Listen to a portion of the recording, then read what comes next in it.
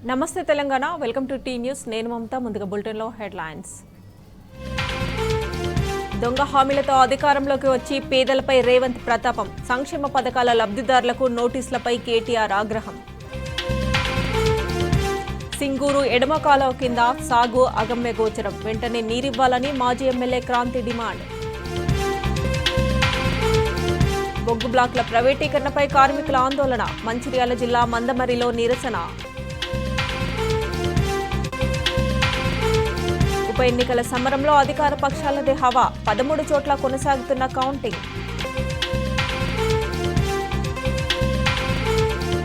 పదోసారి Wimbledon finals లో జకోవిచ్ సాయంత్రం Alcaraz తో ఫైనల్ ఫైట్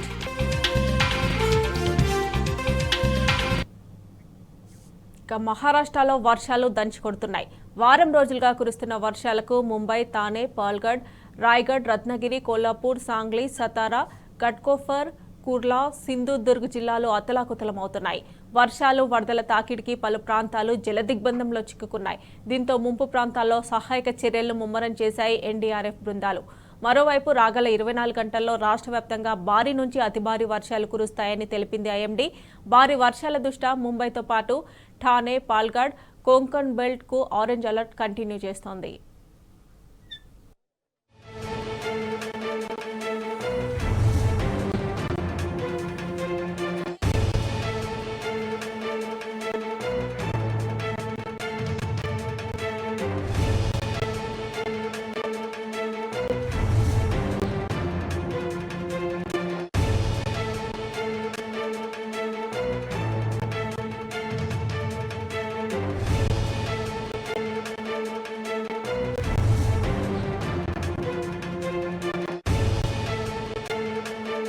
బీహార్లో భారీ వర్షాలు కురుస్తున్నాయి ఎడతెరిపి లేకుండా కురుస్తున్న వర్షాలు వరదలతో జనజీవనం స్తంభించింది వర్షాల దాటికి పిడుగులు పడి 24 గంటల్లో 29 మంది మృతి చెందగా మరో 40 మంది తీవ్రంగా గాయపడ్డారు దీంతో వారం రోజుల్లో పిడుగుపాటుకు మరణించిన వారి సంఖ్య 79కి చేరింది పిడుగుల ఘటనపై దిగ్భ్రాంతి వ్యక్తం చేసిన సీఎం నితీష్ కుమార్ మృతుల కుటుంబాలకు 4 లక్షల నష్టపరిహారం ప్రకటించారు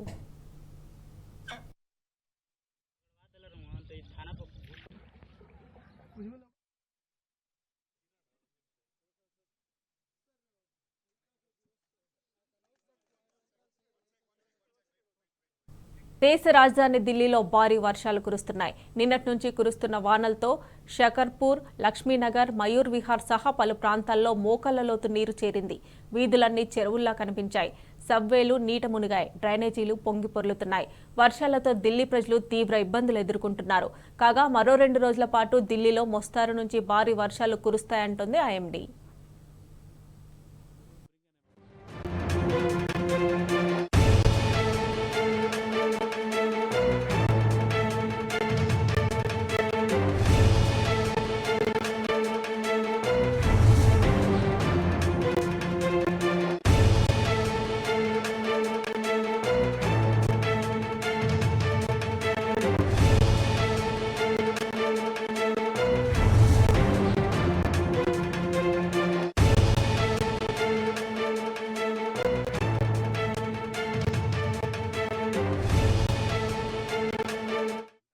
యూపీని భారీ వర్షాలు వణికిస్తున్నాయి ఎడతెరిపి లేకుండా కురుస్తున్న వర్షాలతో గోరఖ్పూర్ బహ్రేజ్ గోండా బస్తీ మహారాజ్గంజ్ బలరాంపూర్ సరస్వతి లఖింపూర్ జిల్లాలో జలదిగ్బంధంలో చిక్కుకున్నాయి సీతాపూర్ పరిధిలోని దాదాపు 250 గ్రామాలు లఖింపూర్ ఖేరీలోని 150 ఊర్లు నీట మునిగాయి షాజహాన్పూర్లోని 30 బౌదన్లోని 70 బలేరీలోని 70 పిలిభిత్లోని మరో 222 పల్లెలు వరద గుప్పిట్లో చిక్కుకున్నాయి లోతట్టు ప్రాంతాల్లో సహాయక చర్యలను ముమ్మరం చేసిన ఎన్డీఆర్ఎఫ్ టీమ్స్ బాధితులను సురక్షిత ప్రాంతాలకు తరలిస్తున్నాయి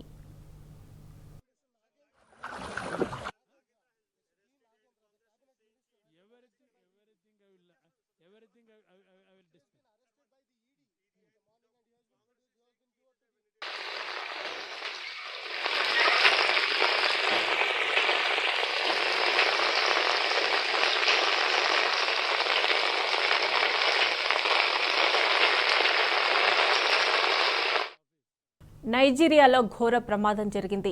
జోస్ నార్త్ జిల్లాలో ఓ రెండంతస్తుల పాఠశాల భవనం కుప్పకూలింది. ఈ ఘటనలో 31 మంది విద్యార్థులు మృతి చెందగా అనేక మంది తీవ్రంగా గాయపడ్డారు. ప్రమాద స్థలిలో సహాయక చర్యలను ముమ్మరం చేసిన రెస్క్యూ బృందాలు శిథిలాలను తొలగించే పనిలో పడ్డాయి. ఇప్పటి వరకు 11 మృతదేహాలను వెలికితీశారు. బాధితుల్లో పలువురు పరిస్థితి విషమంగా ఉండడంతో మృతుల సంఖ్య భారీగా పెరిగే అవకాశాలు కనిపిస్తున్నాయి.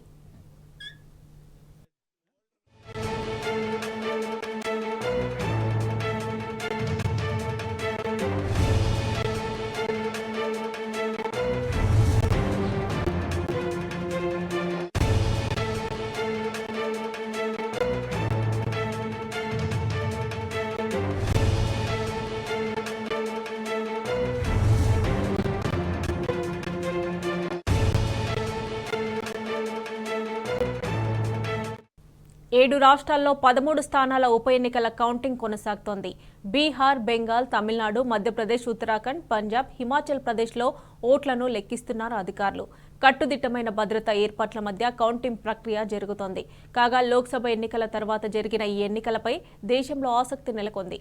ఈ 13 అసెంబ్లీ స్థానాల్లో ఇండియా కూటమి గెలిచిందో లేక మోదీ హవా కంటిన్యూ అయిందా అనే అంశంపై మరి కాసేపట్లో క్లారిటీ రానుంది.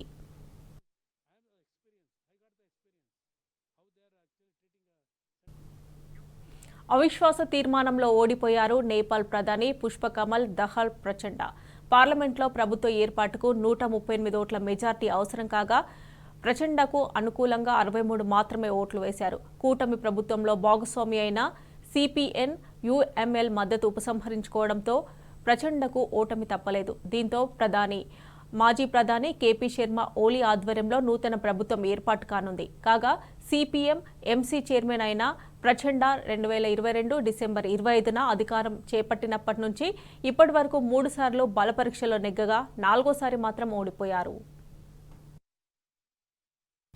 పాకిస్తాన్ సుప్రీంకోర్టులో మాజీ ప్రధాని ఇమ్రాన్ ఖాన్కు భారీ విజయం దక్కింది.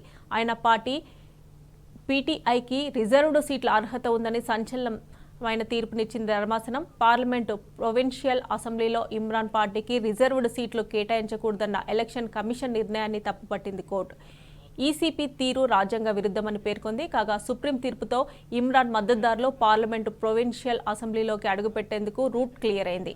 అయితే ఇది ప్రధాని షెహబాజ్ షరీఫ్ నేతృత్వంలోని సంకీర్ణ కూటమికి పెద్ద ఎదురుదెబ్బేనంటున్నారు రాజకీయ విశ్లేషకులు. బిలినీర్ ముఖేష్ అంబానీ ఇంట్లో శుభ్ వివాహ్ వేడుకలు ఘనంగా జరిగాయి. ముంబైలోని జియో వరల్డ్ కన్వెన్షన్ సెంటర్ వేదికగా అనంత్ అంబానీ, రాధికా మర్చెంట్ వివాహ మహోత్సవం అట్టహాసంగా జరిగింది. ఘనంగా జరిగిన ఈ వెడ్డింగ్ సెలబ్రేషన్స్ లో దేశ విదేశాల అతిథులు తలుక్కుమన్నారు. రాజకీయ, సినీ ప్రముఖులు, పారిశ్రామికవేత్తలు హాజరయ్యారు. వేడుకల్లో భాగంగా ఇవాళ శుభ్ ఆశీర్వాద్, ఆదివారం మంగళ్ ఉత్సవాలు జరగనున్నాయి.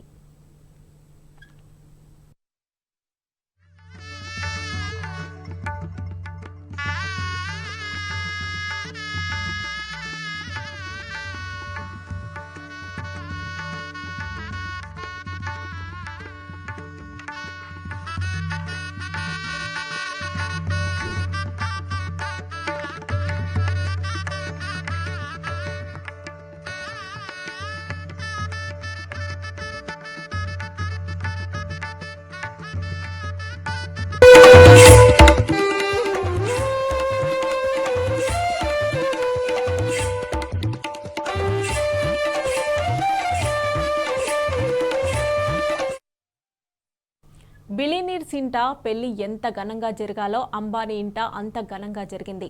ఆకాశమంత పందిరి, దేశ విదేశాల అతిథులు, శతభక్ష పరమాన్నాలు, బంగారు తోరణాలు, కళ్ళు చెదిరే పట్టు పీతాంబరాల మధ్య అంగరంగ వైభవంగా కళ్యాణోత్సవం నిర్వహించారు అంబానీ. అంతకంటే ముందు అనంత్ బారాత్ను సర్వాంగ సుందరంగా తయారు చేసిన కారులో కొనసాగింది. ఈ వేడుకల్లో యూకే మాజీ ప్రధాని టోనీ బ్లెయిర్, నటీనటులు జాన్ సీనా, అమితాబ్ బచ్చన్, షారూక్ ఖాన్, సల్మాన్ ఖాన్, అజయ్ దేవ్గన్, రణబీర్ కపూర్, అలియా భట్, టైగర్ ష్రాఫ్, వరుణ్ ధవన్, రజనీకాంత్, రామ్ చరణ్, మహేష్ బాబు, క్రీడాకారులు సచిన్ టెండూల్కర్, ధోనీతో ఇతరులు సందడి చేశారు.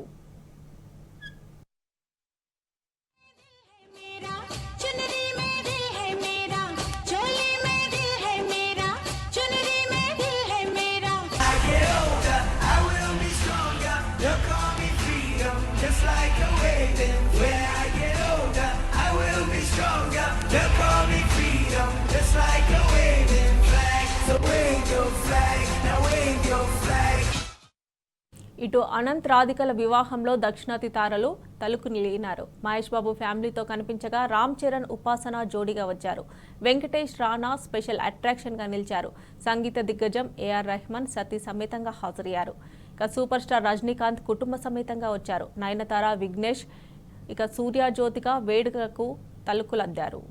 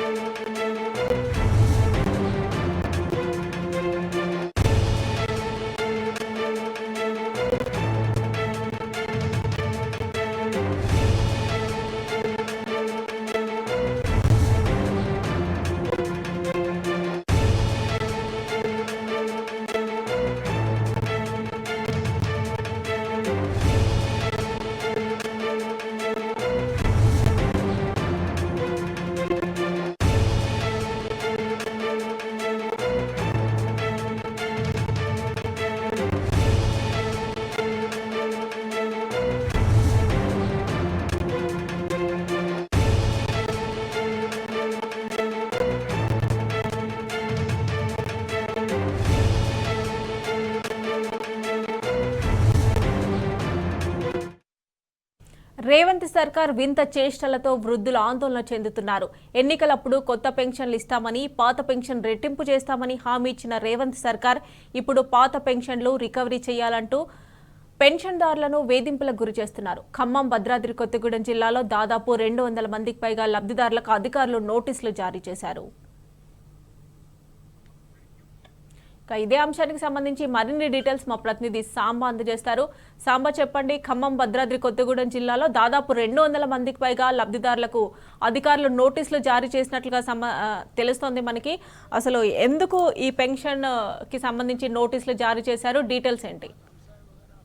భద్రాద్రి కొత్తగూడెం జిల్లా, ఖమ్మం జిల్లాకు సంబంధించినటువంటి దాదాపు 200 మందికి పైగా లబ్ధిదారులకు పెన్షన్ రికవరీ సొమ్ము చెల్లించాలి, తిరిగి చెల్లించాలి, గవర్నమెంట్ కి చెల్లించాలని ఒక టైం ఫ్రేమ్, వారం రోజుల్లోగా చెల్లించండి అనేటువంటి ఒక టైం బాండ్ తో కూడినటువంటి నోటీసులను రేవంత్ సర్కార్ ఇప్పటికే జారీ చేసింది. ఈ నేపథ్యంలో ఉమ్మడి జిల్లా వ్యాప్తంగా కూడా చాలా మంది ఆందోళనకు గురవుతున్నారు. ఎందుకంటే పెన్షన్ లబ్ధిదారుల్లో చాలా మంది వరకు 60 నుంచి 60 ఏళ్ల పైబడిన వాళ్లే ఉంటారు. ఆ నేపథ్యంలో ఇవాళ కాంగ్రెస్ ప్రభుత్వం ఇచ్చేటువంటి లేటెస్ట్ గా సర్వ్ చేసినటువంటి నోటీసులో కూడా 80 ఏళ్లు, 75 ఏళ్లు పైబడినటువంటి వృద్ధులు, ఒంటరి మహిళలు ఉన్నారు. వాళ్ళందరూ కూడా అనారోగ్య సమస్యలతో బాధపడుతున్నారు.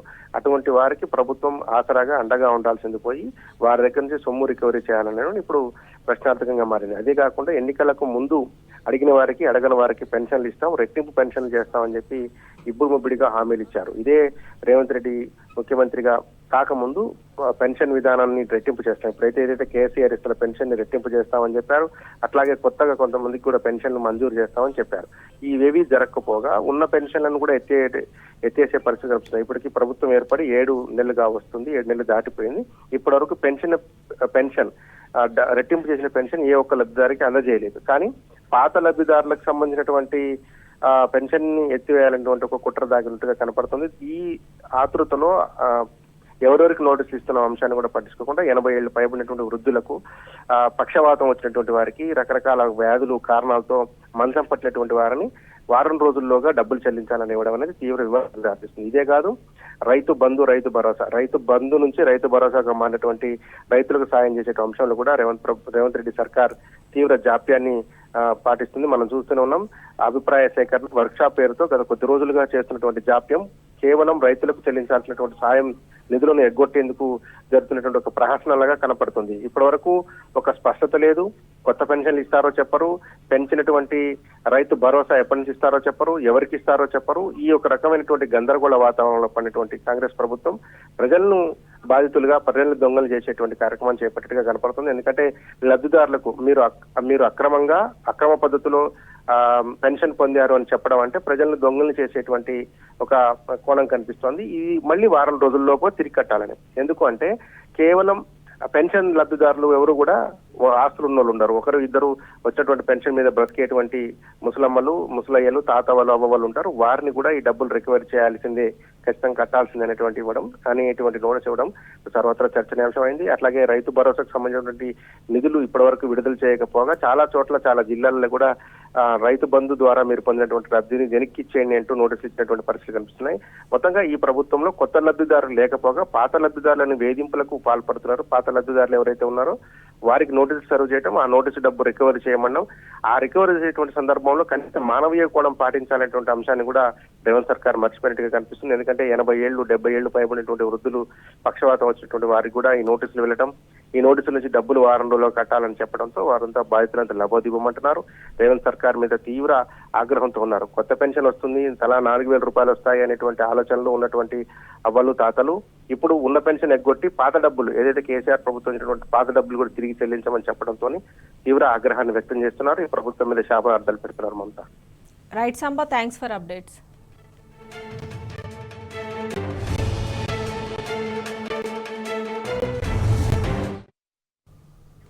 కొండ నాలుకకు మందేస్తే ఉన్న నాలుక ఊడినట్లు కాంగ్రెస్ పాలన ఉందన్నారు బీఆర్ఎస్ వర్కింగ్ ప్రెసిడెంట్ కేటీఆర్. ఎన్నికల్లో కొత్తగా అనేక పథకాలు ఇస్తామని, ఉన్న సంక్షేమ పథకాలకు వచ్చే డబ్బును పెంచుతామని దొంగ హామీలిచ్చి గద్దెనెక్కిన రేవంత్ సర్కార్ ఇప్పుడు రాష్ట్రంలో ఉన్న లబ్ధిదారుల నుంచి సొమ్మును వెనక్కి రాబట్టే వింత చేష్టలు మొదలుపెట్టిందన్నారు.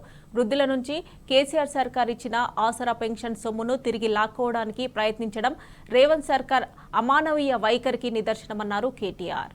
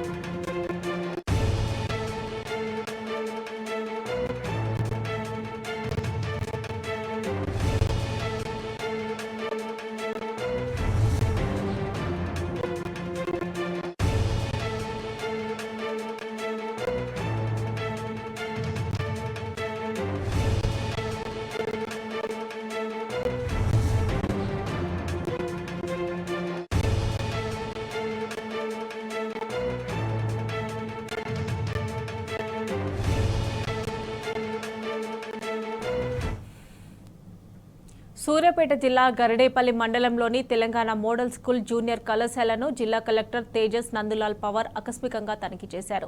అనంతరం ఫస్ట్ ఇయర్ బైపీసీ విద్యార్థులకు కలెక్టర్ ఫిజిక్స్ క్లాస్ను బోధించారు. అలాగే ఫిజిక్స్లోని ఫార్ములాలు ఎలా గుర్తుంచుకోవాలో స్వయంగా వివరించారు. దీంతో విద్యార్థులు ఆనందం వ్యక్తం చేశారు.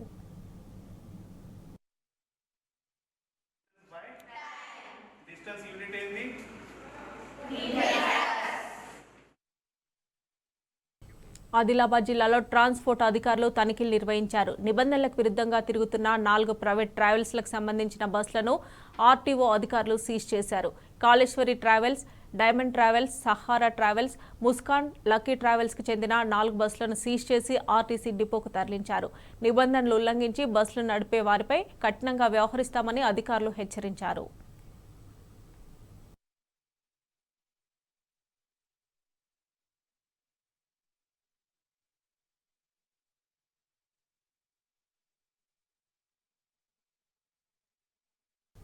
మొహరం సందర్భంగా పాత బస్తీలో పటిష్ట బందోబస్తు నిర్వహిస్తున్నట్లు హైదరాబాద్ సిపి కొత్తకోట శ్రీనివాసరెడ్డి అన్నారు. మొహరంలో 10వ రోజున నిర్వహించే రూట్ మ్యాప్ ప్రకారమే అలలం ఊరేగింపు కొనసాగుతుందని తెలిపారు. వివిధ శాఖల సమన్వయంతో ఎలాంటి అసౌకర్యాలకు అవకాశం లేకుండా చర్యలు తీసుకుంటున్నట్లు తెలిపారు.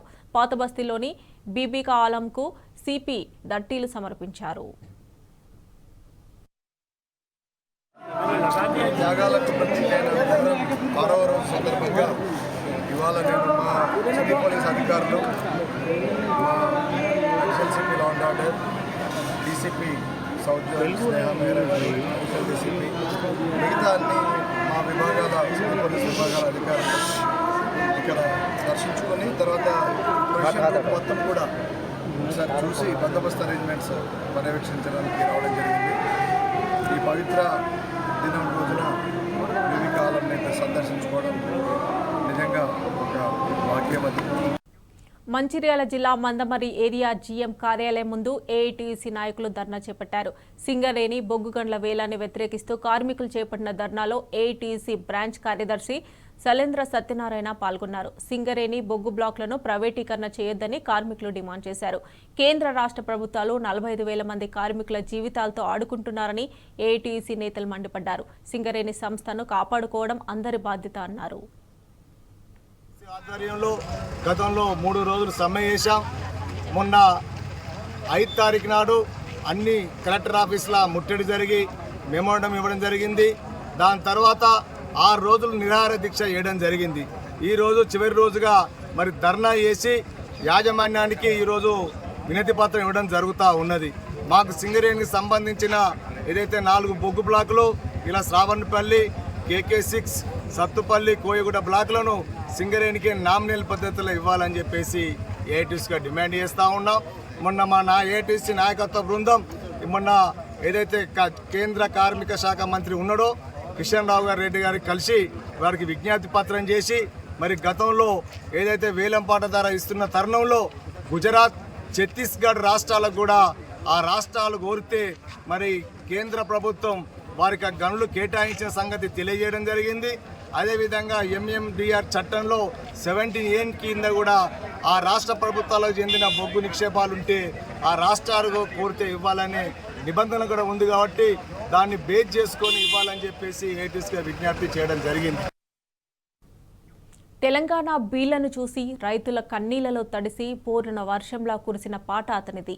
సమైక్య రాష్ట్రంలో తెలంగాణ వలసపల్లెల వలపోతను పాటల రూపంలో విప్పిన సద్దిమూట అతని కవిత్వం. సింగరేణి బొగ్గు గుండెల్లో కార్మికుల చెమటనే సిరాగా నింపుకొని శ్రామికుల తరపున గలమెత్తిన కలం అతనిది. తెలంగాణ కోసం గొంతెత్తిన కవుల్లో అగ్రగణ్యుడిగా నిలిచిన ఆయనే మల్లవర్షుల సదాశివుడు. తెలంగాణలో ఉద్యమ చైతన్యాన్ని రగిల్చిన ఈ వాగ్గేయకారుడి యాదిలో ప్రతి ఏటా సదాశివుడు పురస్కారాన్ని అందజేస్తున్నారు. ఇవాళ రవీంద్ర భారతి వేదికగా జరగనున్న కార్యక్రమానికి మాజీ మంత్రి హరీష్ రావు ముఖ్య అతిథిగా హాజరు కానున్నారు. ఈ నేపథ్యంలో తెలంగాణ జాతిని జాగృతం చేసిన ఉద్యమ వాగ్గేయకారుడు మల్లవర్షుల సదాశివుడిపై ప్రత్యేక కథనం. సమైక్య రాష్ట్రంలో దగాపడిన తెలంగాణ నేలపై భోరున వర్షంలా కురిసిన ఉద్యమ పాట మల్లావజుల సదాశివుడు. సింగరేణి ఉద్యమ చైతన్య కెరటమాయన. ఉమ్మడి పాలనలో విలపించిన తెలంగాణ పల్లెల శోకాన్ని పాటల రూపంలో వినిపించిన ప్రజా వాగ్గేయకారుడు. సింగరేణి బొగ్గు గుండెల్లోని శ్రామికుల స్వేదాన్ని పాటలోకి వంపుకున్న ఆర్ద్ర కవి మన సదాశివుడు.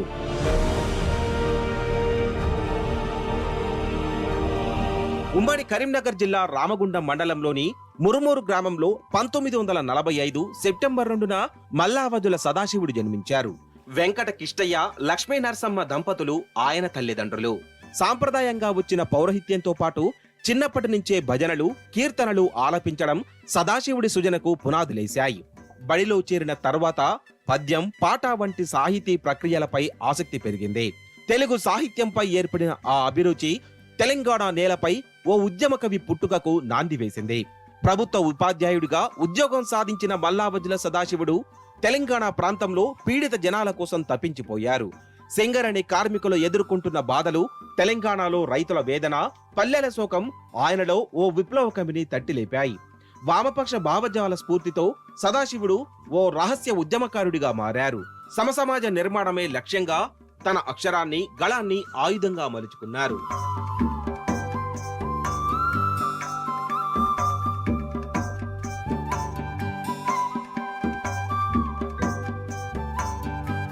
మలిదశ తెలంగాణ ఉద్యమంలో సదాశివుడి పాటలో కొత్త నెత్తిరు ఉబికింది.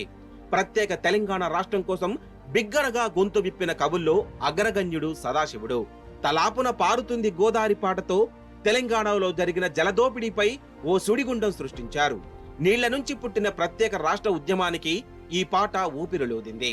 తెలంగాణ ప్రాంత పట్ల వివక్ష చూపిన దుర్మార్గ పాలనపై సదాశివుడు మోగించిన సమరబేరి ఈ పాటలో ధ్వనించింది. సమైక్య రాష్ట్రంలో తెలంగాణకు జరిగిన అన్యాయాన్ని ఈ పాట ఎత్తి చూపుతుంది. మేధావుల ఉపన్యాసాలు, ఉద్యమకారుల వ్యాసాలకు ధీటుగా తెలంగాణకు జరుగుతున్న అన్యాయాలను కళ్లకు కట్టినట్లుగా పాటల రూపంలో వినిపించిన కవి సదాశివుడు. ఆయన రాసిన పాటలు గ్రామీణ ప్రజలను జాగృతం చేశాయి. తెలంగాణ ఉద్యమ భావజాల వ్యాప్తిలో సదాశివుడి పాటలు ఉత్తుంగత తరంగాలుగా ఎగిశాయి. ఉమ్మడి రాష్ట్రంలో నాటి పాలకులపై మోగిన ధిక్కార సైరన్ ఆయన స్వరం. పక్షపాత నిర్ణయాలతో తెలంగాణకు అన్యాయం చేసిన నాటి రాజ్యంపై పాటలతో దండెత్తిన సైనికుడు. ప్రశ్నించే గొంతుకులుగా మారాలని ప్రజలను చైతన్యపరిచాడు. ఆకలితో కడుపు మాడే పీడిత ప్రజలంతా అగ్గి రవ్వలై ఎగరాలని కోరుకున్నాడు. తలాపున పారుతుంది గోదావరి, మన చెలక మన చేను ఎడారి అని సాంబ సదాశివుడు రాసినటువంటి పాటల తెలంగాణ. ఈరోజు పసిడి పంటల తెలంగాణ. ఒకనాటి 7 పాటల తెలంగాణ, ఇవాళ పసిడి ధాన్య ప్రాసల పసిడి పంటల తెలంగాణ. తెలంగాణ రాష్ట్ర ఉద్యమ సాధనలో మల్లవజుల సదాశివుడి పాటలు ప్రజలను ఎంతో చైతన్యపరిచాయి. ముఖ్యంగా నాడు జరిగిన ధూమ్ధాం కార్యక్రమాల్లో జలసాధన యాత్రలో తలాపన పారుతుంది గోదావరి పాట ఉమ్మడి పాలకుల గుండెల్లో ప్రకంపనలు పుట్టించింది. తెలంగాణ స్వరాష్ట్ర ఉద్యమంలో సదాశివుడి సంతకం ఒక్క తలాపన పారుతుంది పాటతోనే ముగియలేదు. ఎన్నో ఉద్వేగభరితమైన పాటలను ఆయన రాశారు. అవన్నీ ఎర్ర కుంకుమ పేరుతో పుస్తకంగా ప్రచురితమయ్యాయి. పాటలే కాదు, పలు సందర్భాల్లో ఆయన రాసిన కవిత్వం సైరన్ శీర్షికతో సంపుటిగా ఆవిష్కరించారు. గ్రామీణ ప్రజల నుడికారాలే తన పాటకు పల్లవి చరణాలు. తెలంగాణ ప్రజల మదిలో నిత్యం పారుతూనే ఉండే పాట మల్లావజుల సదాశివుడు.